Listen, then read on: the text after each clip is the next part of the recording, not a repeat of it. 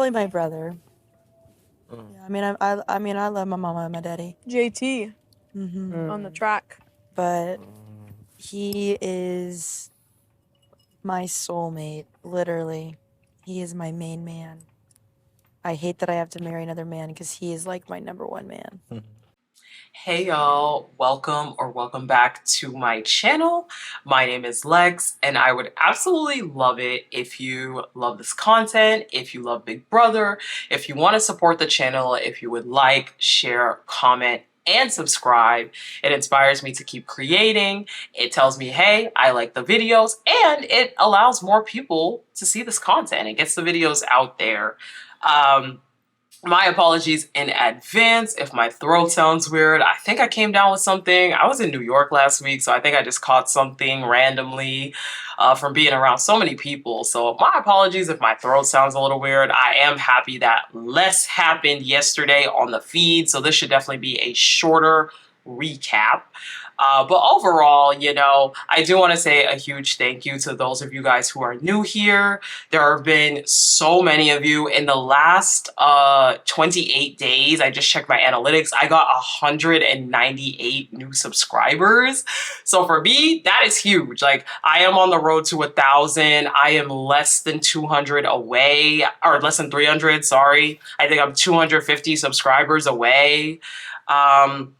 So I know we can do it. I know we can make it there. That road to 1K, that road to full monetization. Like, I don't know, not to get corny, but like literally I started this channel earlier this year because I lost my job and it was just something to do. So I didn't go crazy. But I love reality TV and I've always wanted to go into the commentary space. And I'm just so grateful that I have even the time and the opportunity to like invest in this YouTube channel. Like, I feel like I'm so grateful that I literally have like a life where I can invest into this channel and just give it all a shot.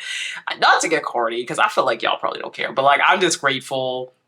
I'm really grateful to have like a supportive husband and like this. I don't know, y'all. So anyway, I'm really close to 1,000 subscribers on this channel. I started this channel at the end of February.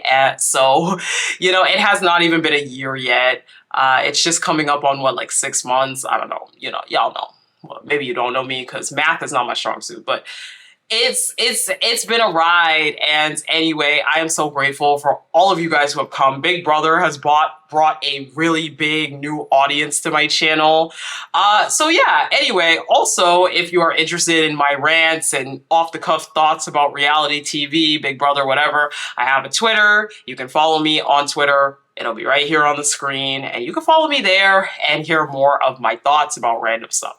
Okay, anyway, let's get into this feed recap. We don't have a lot. However, there was some chattering. There was some talks. The visionaries finally met, and baby MJ made her some sus comments.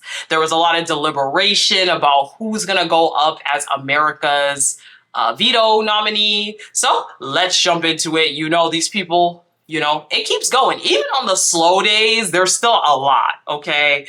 So let's go into it.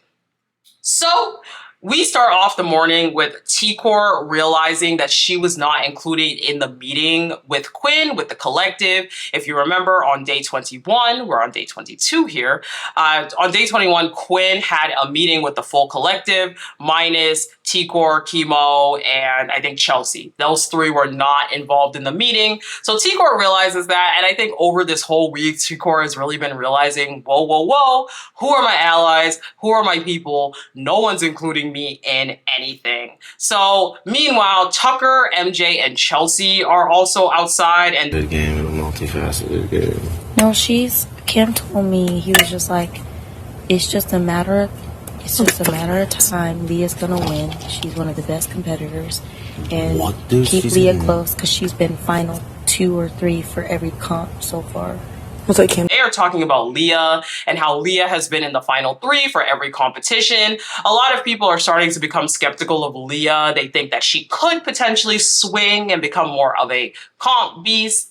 And also they don't know where her allegiances lie. She's not really specifically aligned with anyone. And of course, there's been all this previous talk from Chelsea about how she wants to be with the guys so bad. She wants to align with the guys, yada, yada, yada. So they realize that keeping Leah around may be a threat. Again, Tucker talks about how she may be a competitor. So not really much happened yesterday morning. I mean, there was a lot of conversations, a lot of similar conversations, a lot of whispering. Not a lot happens though. They did do this activity where they shared their why for being on the show. It was basically almost everybody, but Leah and the Bro Alliance, they were outside. Now, MJ, this is MJ's sus comment number 1, okay? MJ literally said, baby, that her being on this show was to get closer to God, okay? And backgrounds and faiths and just talk to all of y'all and gain so much knowledge of like life and just everything of where I'm at and be able to see and talk it out and feel almost like guided. Okay, she said she was drawn to this show. It was to help her grow. Keep it in mind, because MJ starts making some real strange comments over today. So T-Core and Rubina do talk. Now, Rubina is asking T-Core about MJ, where she lies. Just what an interesting. I feel like, considering everything that's happening, that's lies, because it's like, oh shit. And I'm like, maybe a little late, or maybe not. I mean, I don't know what people are gonna say. Yeah. So, Yeah. T-Core tells Rubina to ask Tucker where he wants to align, because Rubina had heard that Tucker wants to, well, MJ specifically wants to start a new alliance with just she and Tucker and doesn't want to include Rubina. And Rubina also wanted to form an alliance with Tucker. So she's like, wait a minute. She wants to form like a separate alliance, separate from the one that I wanted to form with him. Okay. Now, Rubina is saying it's weird, it's kind of sus that all of a sudden MJ just wants to align with Tucker. And Chelsea also tells T-Core, and Chelsea also had told T-Core that MJ wanted an alliance in the first place. So where T-Core got this information from was from Chelsea. Now, Rubina says that it will be a true test of trust if Tucker actually tells her about this alliance. So she's just waiting to see what's going to happen. And, they still both agree that they want their main to be the collective. However, aligning with Tucker could protect them in the future. And we do hear T-Core at some point during the episode, or not the episode, the feeds, let's say, deliberating that maybe she should work with Tucker. Ultimately, at night, she does realize Tucker is not the person to be aligned with. But there does seem to be a point where she believes that Tucker could be protection for her from that side. But for me, it's like, why would you not just stick with the collective, girl? Because the collective has the numbers as of right now. Now, obviously, the house shifts quickly, but the Kenny, Tucker side, they don't really have the numbers like that. So Brooklyn, Chemo, and Quinn also have a conversation, and they're talking about having a contingency plan in place in case America's nominee goes hard on the block. They're saying in case that person is really gunning to win, what's going to be the backup? Who are we voting out? Now, Brooklyn and Cedric talk, and they discuss putting up Leah and MJ, then Rubina. So there was a lot of talk yesterday about either counting numbers, counting votes, doing the order of like, okay, who's going to go when? Who's going to go when? Who's going to go when? So there was a lot of kind of that discussion. And I don't know, I'll be honest, for me, I think a lot of that discussion, like it makes sense, but I think things change so quickly in the house that a lot of those discussions become futile. But obviously, these people are bored. So of course, they're going to have these conversations. Now, Cedric thinks everything, or Brooklyn, let me say, thinks everything will be okay as long as the 5 stick together. Now, even though T-Core and Chemo are nervous, they want to keep them with the 5. They want to make sure that that is solid, the collective, and they want to make sure to rock the boat with them. That's why they want to get out Rubina last, as opposed to maybe getting Rubina out first, because they know that T-Core and Chemo, specifically T-Core, really does like Rubina. Now, T-Core, Chemo, and Rubina do also have a chat. Rubina tells him that MJ wants to start an alliance between Chelsea, Brooklyn, Tucker, and Cam. T-Core then joins the conversation. Rubina is telling this to Chemo before Tikor comes in, and she thanks her for and she just kind of thanks Chemo for starting the why we're here conversation. Chemo thanks her, I should say. Sorry guys, I'm really sick today. I'm like really struggling through it. But Chemo thanks Rubina for not Rubina. Take 3. Chemo thanks Tikor for starting the why conversation. Like I said, they had that big conversation. Everybody kind of went around the circle of why they're in the game. Different people discussed different things, you know, their mom having cancer, being a married mother, all of these different reasons why they're in the show. Like I said, cute. But I'm gonna be honest, I did not watch that all the way through because watching these people for hours talk about it is not it. Like, I think I saw a tweet that was like, it's cute hearing it in a one-off story, but hearing each one after another for like an hour is not the move. So anyway, Rubina just confirms, like, I trusted you two from the start. You know, Rubina says, before I even knew anybody on like day 2, day 1, I trusted you two. So Joseph, Tikor, and Chelsea are talking, and Chelsea is saying that Kenny's primary targets at this point are Tikor, Chelsea, Rubina, and Angela. Worried about. Yeah, I think From a game perspective, but from like I'm in 2 minds about it because I have obviously like me and Kenny haven't had the best relationship, and me and Tucker have a better one by relatively. Joseph knows that Kenny does not F with him on a personal level, but he is being nice at this point, which we know that. Kenny has always been skeptical of Joseph from the beginning. Why? We don't know.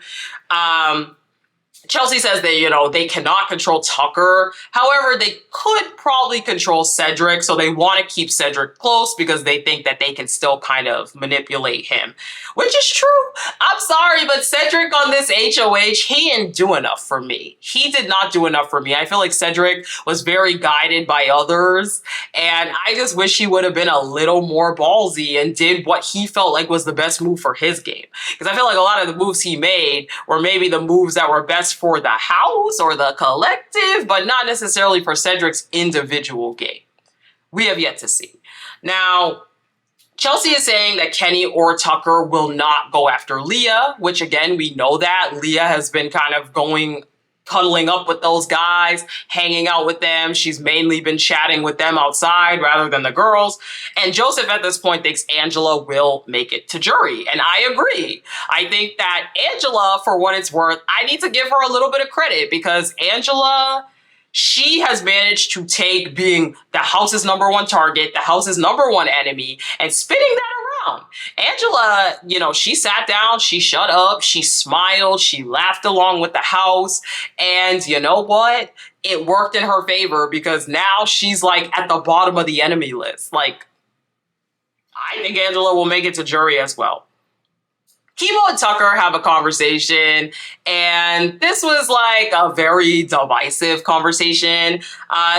Basically Chemo starts tearing up because they're having a conversation about how they trust each other, how, they want to stick together.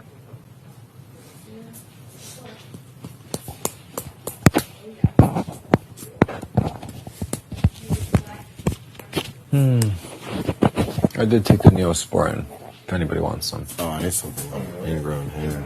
I grabbed it from the thing. I don't know, actually I had. My armpits are chafing yesterday.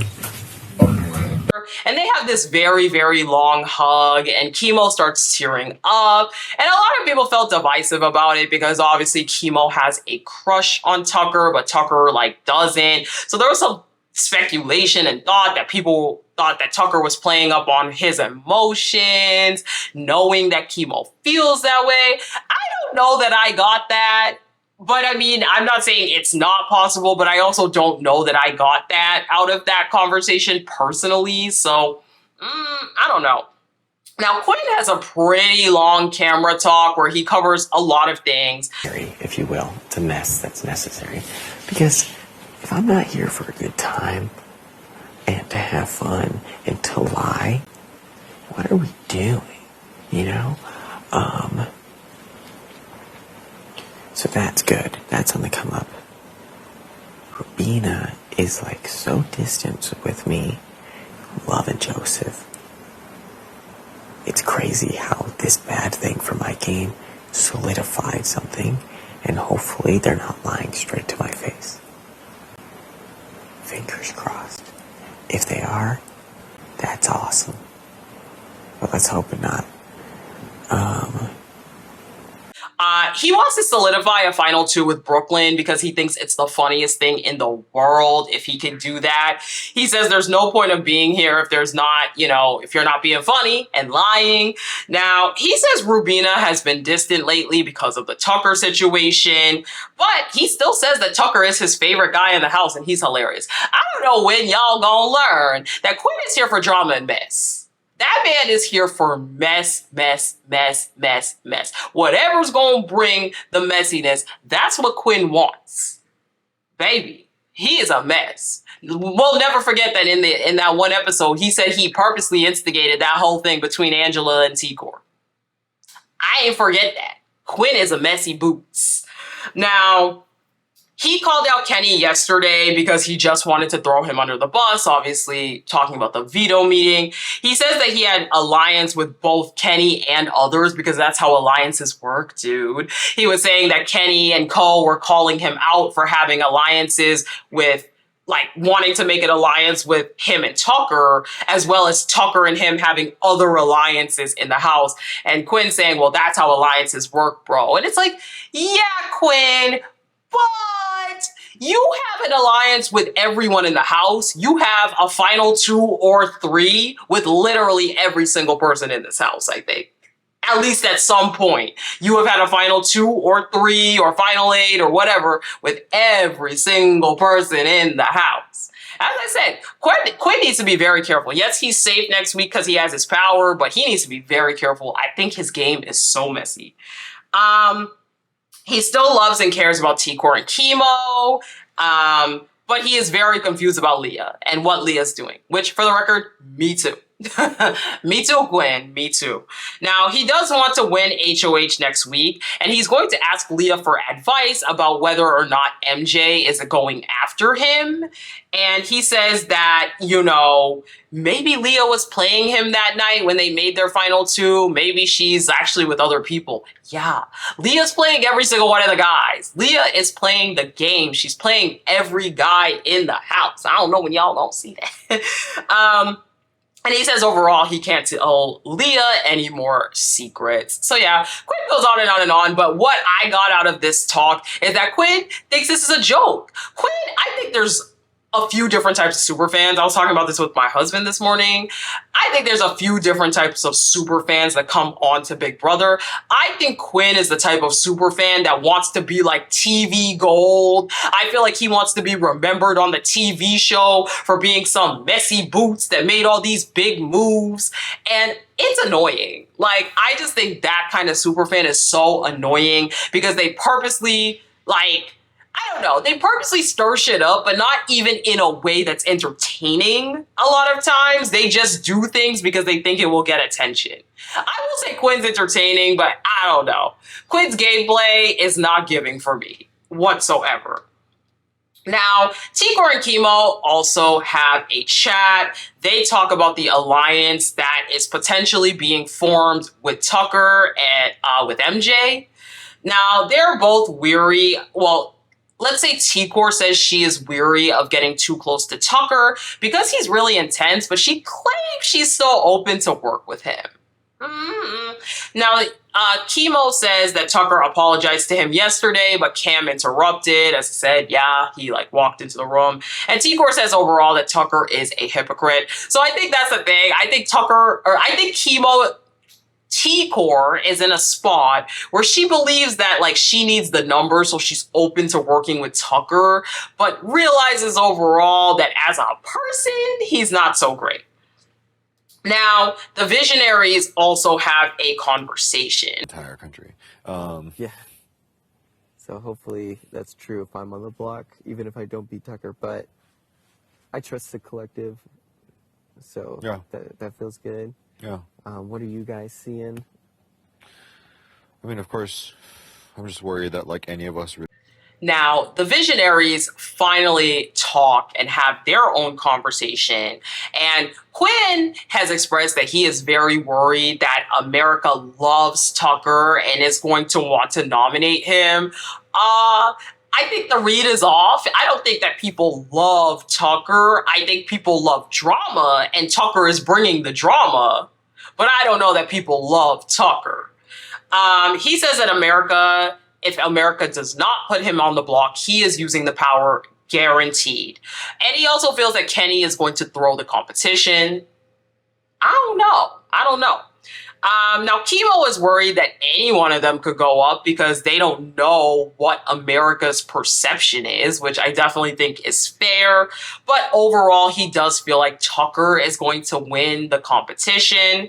Quinn saying, like, this season, there's 1,000-second chances because of the AI arena. So it is a perfect opportunity for Tucker to stay. It does seem like they're pretty, like, convinced that Tucker is going to win and stay. Chemo also says he is worried about inner alliances in the collective. Mm-hmm. Right. But if we're aware of it and they think that I'm with them, when the time comes, I think that I can swing Brooklyn. I think that she wants to final two with me. Because we were both added to the Pentagon last. Now, Quinn says he can sway Brooklyn because she was added to the Pentagon last. Yes, you heard me right. He names the Pentagon. And they're like, the what? Both Tikor and Chemo are like, the what? They're like, the hell? He's like, oh, yeah, sorry, the Pentagon. Erase that from your memory. He straight up said, erase that from your memory. This man cannot close his mouth for nothing. Quinn's downfall is his big mouth, y'all. His downfall is his big ass mouth. Because he cannot close his mouth for anything.